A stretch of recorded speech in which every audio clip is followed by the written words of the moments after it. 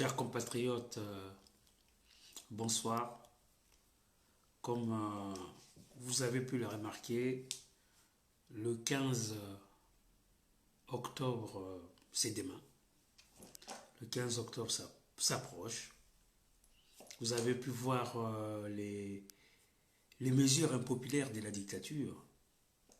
Vous avez pu voir la criminalité financière de Sassou Nguesso et de toute sa racaille. Demain, nous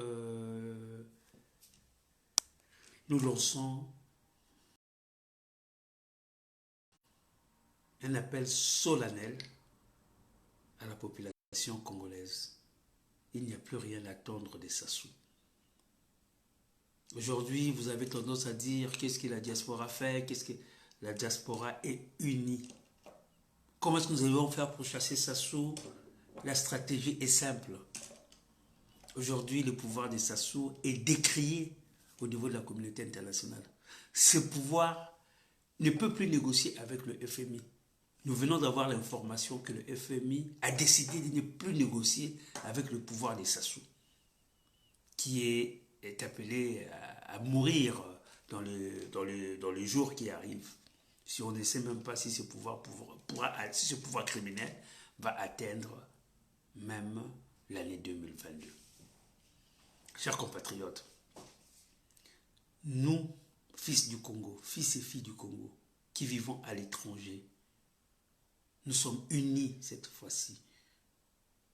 Nous avons mis à côté nos divergences pour nous unir pour notre bien commun, qui est le Congo, qui est actuellement en perdition entre les mains d'une véritable mafia. Nous sommes tous unis, toute la diaspora est unie. Et je lance même un appel à la diaspora.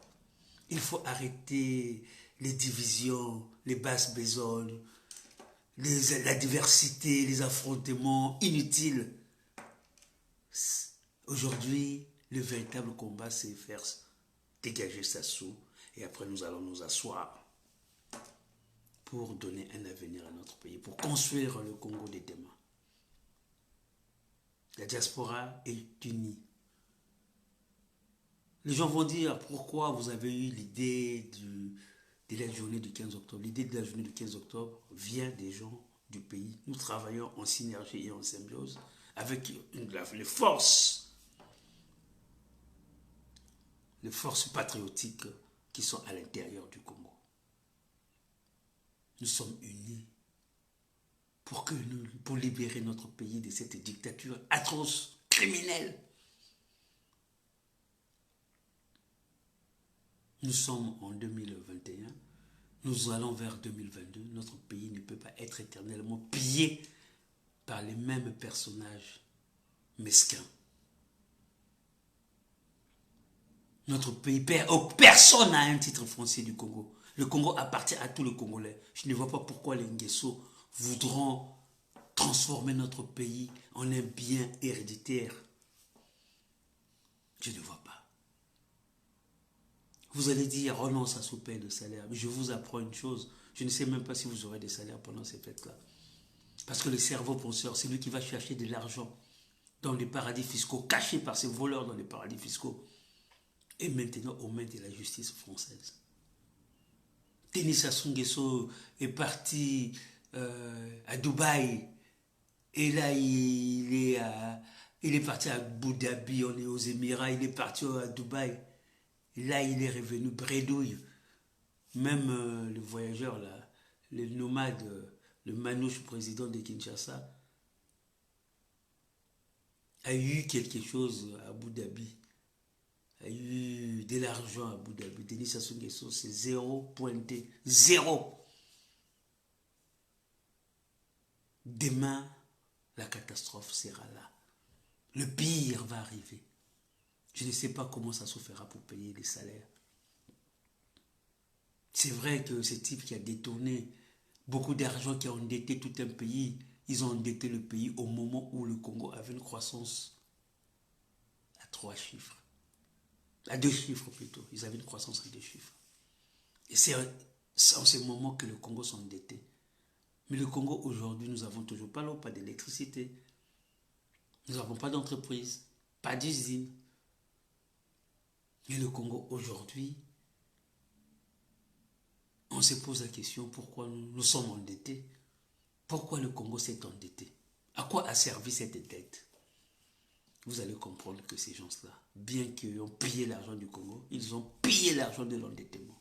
Et ils ont gagné tout le pétrole juste pour avoir du cash. Et ce cash, ils l'ont caché dans les paradis fiscaux. Même dans les paradis fiscaux, ils sont pourchassés par les instances financières mondiales. Parce que l'argent du pétrole congolais est vendu comme on vend de la drogue. Le pétrole est devenu une sorte de drogue noire au Congo, au lieu de profiter aux Congolais. Et aujourd'hui, le Congo est un pays appauvri par Denis Sassou Nguesso et toute sa racaille mafieuse. C'est pour cela, nous vous demandons, dès demain, de respecter la désobéissance civile. Nous savons où nous allons. C'est le départ de Sassou et toute sa racaille. Les Congolais doivent s'asseoir sans exception et sans exclusive. On devra s'asseoir pour construire le pays, pour décider de l'avenir de notre pays. Nous devons nous asseoir. La diaspora, c'est maintenant ou jamais où on doit être unis. Nous allons passer au dernier virage de notre combat. Si nous ratons ça, les Nguesso vont s'asseoir. Nous serons dirigés même par leurs petits-enfants. Parce que ces gens-là ont le moyen. Ils ont appauvri le Congo, mais ils ont le moyen d'acheter des armes. La preuve, Denis Christelle, Sassou Nguesso s'est rapproché de la Turquie pour acheter des armes. Nous sommes au courant de tout. Toutes les manigances que Denis Christelle fait, nous sommes au courant. Des rapprochements avec la Turquie pour acheter des armes. Ils veulent garder le pouvoir par la peur, par la tuerie, la criminalité. Et là, vous avez vu qu'ils ont nommé des commissaires de police, une grande majorité de l'ethnie Mboshi. Ce n'est pas de ce Congo que nous voulons. Ce Congo tracé à l'équerre et au combat ethnique n'est pas notre Congo. Nous devons construire le Congo de l'unité nationale. Nous devons construire le Congo de tous les Congolais. Chers compatriotes, ceci est notre dernier virage. Si nous ratons cela, nous avons accepté de donner un titre foncier du Congo aux Nguesso. Ils feront ce qu'ils voudront. Ils vont vous tuer. Ils vont encore piller le pays. Des gens qui ont gagné les richesses d'un pays pendant 20 ans. Aujourd'hui, le prix du baril est pratiquement à $100. Mais regardez le Congolais. Souffrir. Pas de bourse, pas de pension. Nous sommes arrivés au mois d'octobre. Il nous avait dit que l'université qui porte le nom de Sassou devait ouvrir ses portes. Jusqu'à présent, zéro. Nos enfants sont obligés de fuir notre pays pour aller avoir la connaissance. Cela doit interpeller notre conscience patriotique. La diaspora, l'heure n'est plus à la division, à la chasse aux sorcières. Le sorcier, le diable, ne se trouve pas dans nos diasporas. Parce que nous avons tous fui le Congo à cause de la dictature. Nous avons tous fui notre pays, que les dictateurs Denis Sassou Nguesso soient transformés en un enfer sur terre. Nous avons tous fui dans notre pays parce qu'on ne peut avoir ni l'eau ni l'électricité. On ne peut ni trouver du travail. On ne peut pas se soigner. On ne peut pas étudier. Cette fois-ci, nous devons signer l'acte de décès de la dictature dans notre pays. Et nous lançons, c'est notre dernier espoir, une véritable désobéissance civile à partir de demain, avec comme objectif arriver au pourrissement à partir du 1er janvier, que le nom de Sassou doit disparaître de notre lexique politique. C'est nous qui a endeuillé notre pays, c'est nous qui a appauvri notre pays, c'est nous qui a endetté notre pays. Il faut mettre un terme à ce cercle criminel au Congo. Chers compatriotes, nous sommes déterminés. Je vous dis, il n'y aura pas de compromis, pas de compromission. Ces gens-là, aussi diaboliques qu'ils sont, ils se sont rendus compte. Ils se sont rendus compte qu'ils sont en train de perdre le, le aura de la communauté internationale. Ils sont en train de le perdre. Qu'est-ce qu'ils font? Ils vont encore piéger la diaspora pour leur dire, nous allons organiser un forum de recrutement dans la diaspora. Vous allez organiser un forum de recrutement dans la diaspora pour payer les gens avec quel salaire? Déjà, aujourd'hui, expliquez-moi comment est-ce que vous payez les fonctionnaires alors que le compte du trésor public sont vides. Pourquoi le FMI vous affouille? Parce que quand vous payez le salaire, l'argent ne vient pas du trésor public congolais. L'argent ne vient pas des recettes du Congo. L'argent vient des paradis fiscaux. Et il y a eu tellement trop de montages financiers faits par Lucien Ibata, le Zaïwa Lucien Ibata, né à Kinshasa, grandi à Kinshasa, qui se retrouve acrobatiquement au Congo-Brazzaville pour piller notre pétrole. Tous ces montages financiers ont été arrêtés. Le compte d'Orion Hall, cette société écran de Sassou et de Lucien Ebata, les comptes ont été gelés. Les avions du criminel Denis Sassou Nguesso mis en enchères. Des hôtels particuliers vendus aux enchères, saisis et vendus aux enchères. La diaspora congolaise, l'enjeu est grand. Si nous ratons ce que nous sommes en train de faire là, demain vous serez dirigés même par les enfants bongo, les petits-fils des Nguesso. Parce qu'ils ont amassé malhonnêtement de l'argent, les Nguesso, pour acheter des armes et instaurer la peur au sommet de l'État congolais. Pour eux, ce pouvoir est au bout du fusil. Jusqu'à quand? Jusqu'à quand? C'est pour cela nous demandons à cette diaspora de s'unir. Aujourd'hui, nombreux de la diaspora sont à la retraite ici, qui voudront peut-être rentrer et faire de beaux projets au Congo. Mais ils ne peuvent pas le faire parce qu'il y a un diable au pouvoir. Aujourd'hui, nombreux de la diaspora ont étudié, qui veulent rentrer pour apporter leur pierre à l'édifice et qu'ils ont appris à l'étranger. Mais ils ne peuvent pas le faire parce qu'il y a un dictateur au Congo. Dictature satanique. Satanique, je vous dis satanique. Je vous ai toujours dit que le jour où nous allons faire tomber Sassou, allons au mausolée de Brazza, allons au sous-sol et voyons voir ce qu'il y a. C'est là où vous saurez que vous étiez enfermés par un pouvoir satanique et criminel. Un pouvoir qui se nourrit du sang, de votre sang, vous le Congolais. Un pouvoir qui vous a appauvri. Aujourd'hui, le Congo est devenu le pays où l'espérance de vie est moindre. Et ça ne leur choque pas.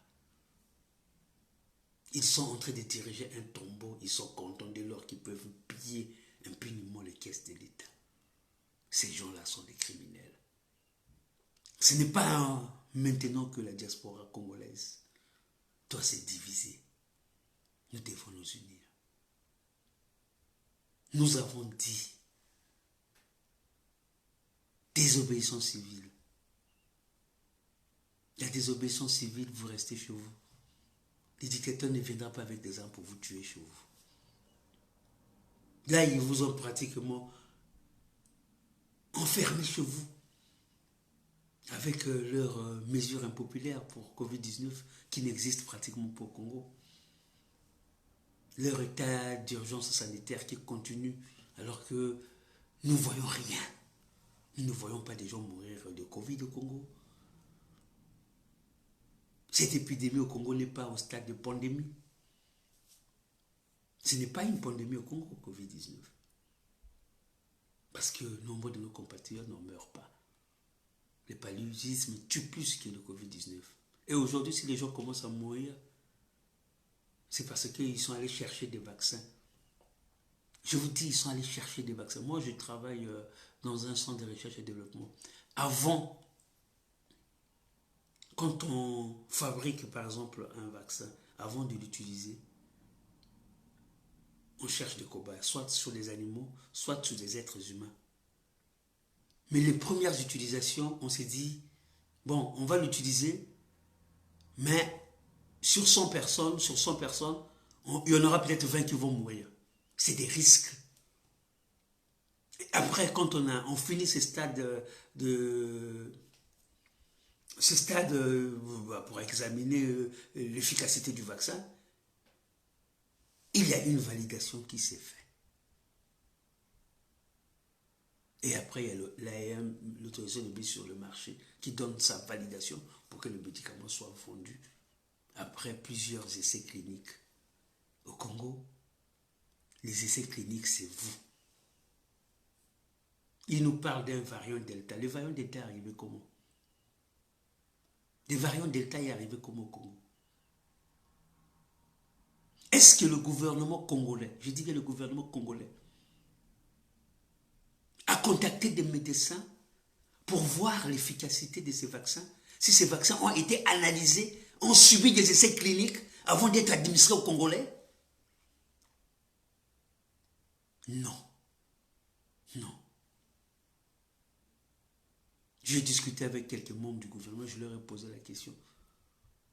Mais les vaccins que vous donnez aux Congolais, ont-ils subi des essais cliniques? Ils m'ont dit non, nous ne sommes au courant de rien. Eux-mêmes, ces dirigeants-là, ces ministres-là, ces députés-là, viennent se faire vacciner ici à Paris. Ils viennent se faire vacciner. Ils ont fait des semblants de vaccins, ils ont fait des semblants là pour montrer au peuple. Mais ces vaccins qui n'ont jamais subi des essais cliniques n'ont jamais été achetés par le gouvernement congolais. Le gouvernement congolais, on leur a donné de l'argent pour que le Congolais se serve de cobayes. Et à partir de ce moment-là, nous commençons à assister, nous avons commencé à assister à des gens qui meurent parce que leur système immunitaire s'amoindrit, parce qu'ils se sont fait vacciner avec des vaccins qui n'ont jamais subi des essais cliniques. Chers compatriotes, c'est une criminalité organisée qui se passe au Congo. Ces gens-là qui vaccinent leur famille en Europe, qui se font vacciner en Europe, vous offrent des vaccins qui n'ont pas subi d'essais cliniques. Et cela est criminel. Et demain, le gouvernement Coligny Makosso devra rendre compte pour ça. Pourquoi vous avez administré des vaccins au Congo qui n'ont jamais subi des essais cliniques, qui n'ont jamais été validés par un ordre des médecins? Pourquoi vous faites ça aux Congolais? Pourquoi vous faites ça à vos compatriotes? Déjà que vous les tuez parce que vous ne leur donnez pas leur pension, vous ne leur donnez pas de l'eau potable, vous ne leur donnez pas de l'électricité, vous ne leur formez pas, vous ne leur donnez pas des entreprises. Parce que dans un pays, quand il n'y a pas des entreprises, quand on est un père et on ne peut pas aller au travail pour nourrir sa famille, c'est déjà un suicide. C'est déjà un suicide. Je demande à toute la diaspora, si nous aimons vraiment notre pays, ne nous divisons pas, unissons-nous. Je vois qu'il y a des gens, moi aussi j'étais pour la scission, il y a des gens qui veulent diviser le Congo. Oui, par rapport à ce qui se passe, c'est normal que vous ayez cet état d'esprit-là. Moi aussi, je l'ai dans ma tête. Mais je me dis, aujourd'hui, quand vous regardez la démission en cascade du PCT, la majorité des gens qui démissionnent, c'est des Mbouchi. J'ai des amis Mbouchi qui m'ont dit, Diaf, ne lâchons pas. Ne lâchons pas. Faisons tomber ce pouvoir. On n'en peut plus. Je me suis dit, il y a un moment où nous devons avoir cette grandeur d'esprit. Ne restons pas enfermés dans cette prison tribale. Élevons notre esprit. Ayons cette grandeur d'esprit pour voir le Congo grand, le Congo où nous allons tous être unis. Peu importe comment est-ce que nous allons, parce que quand ça se tombera, nous changerons la constitution. Nous allons changer la constitution du Congo. S'il faut une décentralisation large, on va dire aux gens de leur région, allez-y dans vos régions, développez votre région. Vous avez plus la possibilité, la chance de travailler dans vos régions. Nous allons mettre des universités dans chaque région, ça permettra aux gens, à l'enfant qui est né dans le Kouilou, d'être policier dans le Kouilou, de travailler, d'être retraité dans le Kouilou et de mourir dans le Kouilou. La décentralisation large existe même en France. Une personne qui vit en Auvergne n'ira jamais dans le haut de France là-bas, dans le nord, pour vivre et travailler. Non. Quand il est en Auvergne, il a son école en Auvergne, l'université en Auvergne, les universités, les usines en Auvergne, il peut travailler chez lui en Auvergne. Et bien demain, ça sera pareil pour le Congo. Chaque ethnie, chaque région, vous aurez une chance, car le Congo, c'est votre pays. Personne ne se sentira comme un étranger. Personne ne se sentira marginalisé sur les terres du Congo. Voyons le Congo en grand. Ne voyons pas le Congo morcelé. Aujourd'hui, nous devons être unis pour faire tomber Sassou. Et après, asseyons-nous. Voyons voir quel Congo nous voulons pour demain. Quel Congo nous voulons léguer à la progéniture. Faisons cela, chers compatriotes de la diaspora. Je lance un appel à tous mes frères. Qui sont, parce qu'aujourd'hui, quand je vois Pongi, quand je vois Dimkaï, oui, il y a la frustration. Il y a cet apartheid ethnique qu'on n'accepte pas, qui est orchestré par Sassou. Mais là, regardez, nous sommes en train de faire. Sassou est fini. Soyons dans une dynamique de force vive. Ne soyons pas dans une certaine dynamique de division et de séparation, parce que sinon, nous allons avoir deux combats. On va diviser le Congo, mais avant de diviser, il faut d'abord chasser les dictateurs. Le seul combat qui veille, c'est que nous puissions dégager Sassou et toute sa racaille. Et cela demande l'unité. Il faut arrêter de dire, ah, un tel est réfléchi comme ça, un tel est comme ça, ils ont organisé ça, ça ne nous concerne pas, nous sommes tous des Congolais. Si nous disons aujourd'hui aux Congolais de faire une désobéissance civile, c'est pour que ça aboutisse à la chute de ces pouvoirs. Demain, prenons-nous dans la main sincère, asseyons-nous, débattons de l'avenir de notre pays. Faisons des audits des administrations, des ministères, des entreprises étatiques, faisons de véritables audits, remontons ces audits sur 40 ans, pour que nous puissions savoir qui a volé. Les gens qui ont volé, qu'est-ce qu'on fait d'eux? Inéligibles politiquement, à vie. Prenons des décisions comme ça. Mettons de nouvelles personnes avec une bonne moralité à la tête de nos pays, pour que demain, nos dirigeants soient respectés dans le monde. Pour que nos dirigeants ne se trouvent pas dans des scandales financiers, dans des crimes humains, pour que nous ayons des dirigeants avec une grandeur d'esprit, des dirigeants qui vont élever notre peuple, qui vont élever notre pays. Aujourd'hui, nous avons tous honte d'être Congolais. Quand on arrive quelque part, quand on dit, ah, vous êtes Congolais, on reste tranquille. On dit, ah, bah. Parce que quand on parle des Congolais, on parle des bien mal acquis. Pandora Papers. Tous les papers là, hein, les investigations des journalistes, nous sommes dedans. Mafia Papers, on est dedans. Bien mal acquis, on est dedans. Vol. Avions de luxe. Des avions qui coûtent 1 milliard. Sassou est parti encore à Abu Dhabi avec l'avion qui coûte 2 milliards. Alors que le peuple congolais souffre. Chers compatriotes de la diaspora, donnons un avenir au Congo, donnons une chance au Congo. Cette chance, ce n'est pas dans nos petites, dans nos querelles, des petites personnes que nous faisons sur la place de Paris ou sur les réseaux sociaux. On ne peut pas se quereller pour ce qu'on n'a jamais fait. Aujourd'hui, que les gens m'en veulent, pourquoi vous m'en voulez? Ai-je pillé le Congo? Ai-je volé au Congo? Ai-je travaillé avec Sassou? Non. Arrêtez les suspicions. Les suspicions ne créent que la division. Ayons cette grandeur d'esprit. Voyons que le Congo, ne voyons pas les personnes. Si nous voyons les personnes, nous n'irons pas loin. Parce que nous, les personnes, nous passerons, le Congo restera. Et demain, Sassou ne sera plus là pour... Sassou ne sera pas devant nos enfants pour rendre des comptes. Ça sera nous, notre génération. Nous, on va leur dire, ah oui, il y a eu un dictateur, Sassou, nos enfants nous diront, mais vous avez fait quoi? Si nos parents se sont battus pour l'indépendance contre les Blancs, pourquoi nous ne nous battons pas pour notre libération contre une dictature? Nous avons fait quoi? Nous nous sommes divisés entre nous. Nous nous sommes regardés en chaîne de faïence. L'heure est arrivée pour nous rassembler. L'heure est arrivée pour faire tomber la dictature. Faire tomber une dictature demande une unité de forces vives. Les forces vives, c'est vous qui êtes au Congo, c'est nous qui sommes à l'étranger. Nous avons déjà commencé à faire un travail extraordinaire. À chaque fois, ils ont dansé. Parce que le FMI a accepté leur doléance.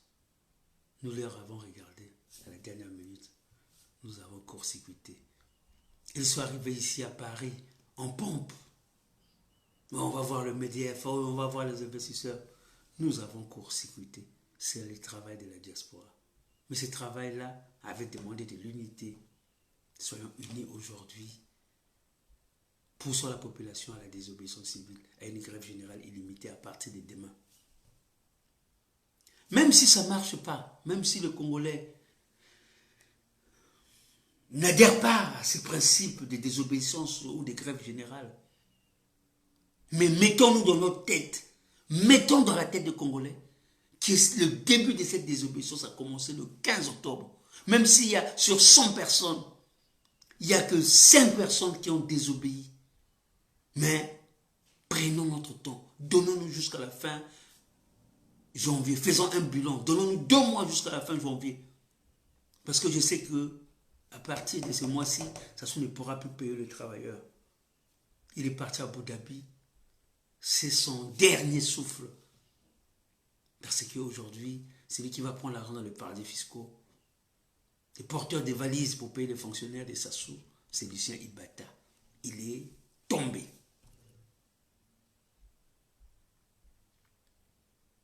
Tout l'argent du Congo dans les paradis fiscaux est en train d'être gelé. Sassou ne pourra plus tenir pour payer les travailleurs. C'est pour cela que nous devons passer à la vitesse supérieure. La diaspora congolaise doit être unie. Le 15 octobre, c'est le début de la désobéissance civile. Même s'il n'y a que 5 personnes qui ont désobéi dans le Congo, mais nous savons que le 15 octobre, c'est le début de cette désobéissance civile jusqu'au départ de la dictature. Nous n'allons plus donner Sassou le droit de s'asseoir, comme il dit Falane Bonga, 5 ans, 6 ans, non. Nous commençons la désobéissance civile. Nous commençons une grève générale illimitée. Regardez dans les années 91, une grève générale illimitée avait paralysé tout le Congo, avait fait reculer Sassou, jusqu'à ce que Sassou fasse appel à une conférence nationale souveraine, où tout le Congolais était uni, même si le Congolais n'était pas aussi audacieux pour mettre réellement de nouvelles personnes. Ils se sont récupérés les anciens du PCT et après ils sont arrivés avec une mentalité tribale et après voilà, ils ont encore fait tout pour que ça se revienne, nous foutre encore le bordel dans le pays. Mais, chers compatriotes, l'unité de force vive est demandée. Demain le 15 octobre, c'est le début de la désobéissance civile. Et le 19 octobre, nous devons nous retrouver devant le chef du FMI pour dire au FMI de ne jamais pas négocier avec Sassou, de négocier avec les nouveaux leaders du Congo que nous sommes. Oui, nous sommes décidés à prendre le pouvoir au Congo. Nous n'allons plus laisser cette racaille-là où les anciens amis de Sassou s'accaparaient du pouvoir avec un logiciel mental dégradé et défaillant comme celui de Sassou. Nous sommes tous les enfants du Congo. Nous avons acquis la culture du travail en Occident.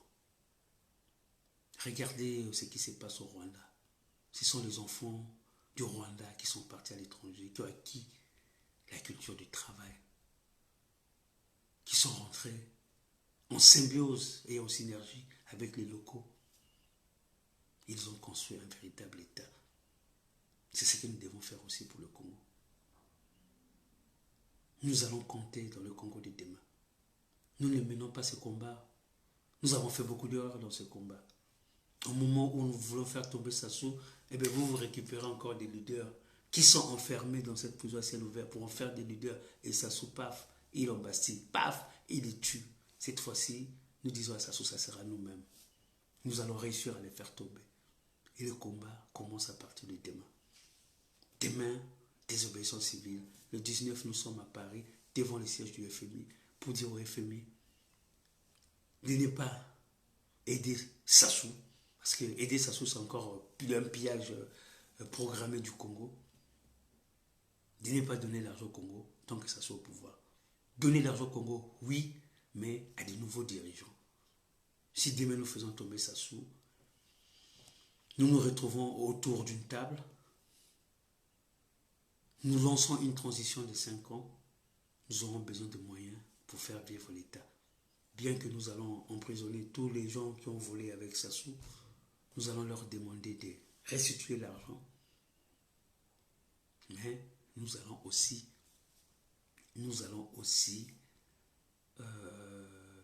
demander de l'argent aux institutions financières internationales pour faire vivre notre République. Et voir comment est-ce que nous allons faire pour dégager, pour que les dettes que les Nguesso ont gagées, comme la dette du pétrole, ou certains minéraux, ou même le bois qu'ils ont gagé sur plusieurs années, comment nous pouvons faire pour détruire ces gadgets-là et remettre l'économie et aider nos compatriotes qui sont aujourd'hui à l'agonie. Chers compatriotes, nous sommes déterminés. Demain, le 15 octobre, grève générale illimitée. N'allez pas au travail. Solidarité de tous les Congolais avec nos parents retraités qui meurent. Si vous n'allez pas au travail, ça se va faire quoi? Il va fuir de lui-même. Arrivons à ça. Arrivons à ça. Le cirque Nguesso, là, la seule solution pour mettre fin à ça, c'est d'adhérer à ce que nous allons vous dire. Quand on dit grève générale limitée, désobéissance civile, il faut accepter cela. C'est la seule façon de libérer notre pays de la dictature Sassou. Si Sassou part, les Congolais vont se retrouver du nord au sud, de l'est à l'est. Nous allons nous retrouver, nous allons nous asseoir autour d'une table pour dégager de nouveaux dirigeants qui vont conduire une transition de 5 ans. Et nous allons tout revoir, nous allons tout auditer, nous allons faire des états généraux. Voilà. Et nous allons donner la chance à chaque région de se développer à vitesse grand V. Il n'y aura aucune injustice sociale, aucune injustice ethnique. Le Congo sortira grandi. Mais pour ça, commençons le travail. Et le travail, c'est la désobéissance civile à partir du demain 15 octobre. La diaspora congolaise, soyons unis. Ceux qui sont au Congo sont dans une prison. Nous, nous sommes à l'étranger, nous sommes libres. Continuons le travail que nous sommes en train de faire. Et nous allons lancer aussi un appel aux Congolais de l'intérieur. La majorité vivent grâce aux aides de leurs parents de la diaspora. Et quand la diaspora parle, vous devez aussi nous obéir. Vous devez aussi obtempérer, car ça vous concerne vous. Vous, votre avenir. Nous sommes vos enfants. Ça se vous essaie de montrer, on a essayé de nous mettre dans la diversité, la diaspora et les gens. Non. Sur 100 familles à Brazzaville, 70 vivent grâce à la diaspora. Si la diaspora prend la décision de ne plus envoyer l'argent au Congo, les pouvoirs de Sassou tombent. Alors, nous vous disons, faisons cette désobéissance civile. Et nous disons à nos compatriotes de rester au Congo, de vivre dans une solidarité. Désobéissance civile, c'est difficile, mais vous êtes déjà dans la désobéissance civile dans la mesure où vous ne sortez pas, vous ne pouvez pas sortir, vous ne pouvez pas vous marier, vous ne pouvez rien faire. Nous ne pouvons pas continuer dans cette pagaille. Chers compatriotes, demain le 15, c'est le début de la désobéissance civile au Congo. Le 19, nous nous retrouvons à Paris au siège du FMI pour dire non. Nous avons fait des t-shirts. Les 50 premiers arrivés, ils auront droit à ces t-shirts-là. Donnons un avenir au Congo. Pensons à notre pays. Il faut qu'on puisse restaurer notre dignité qu'on a perdue. Soyons fiers d'être Congolais. Aujourd'hui, nous n'en sommes pas, mais demain, soyons fiers d'être Congolais. Qu'on ne marche plus à genoux aujourd'hui parce que nous avons un dictateur qui nous piétine, qui fait ce qu'il veut de nous. Mais demain, soyons libres et marchons la tête haute. Chers compatriotes, j'en ai terminé.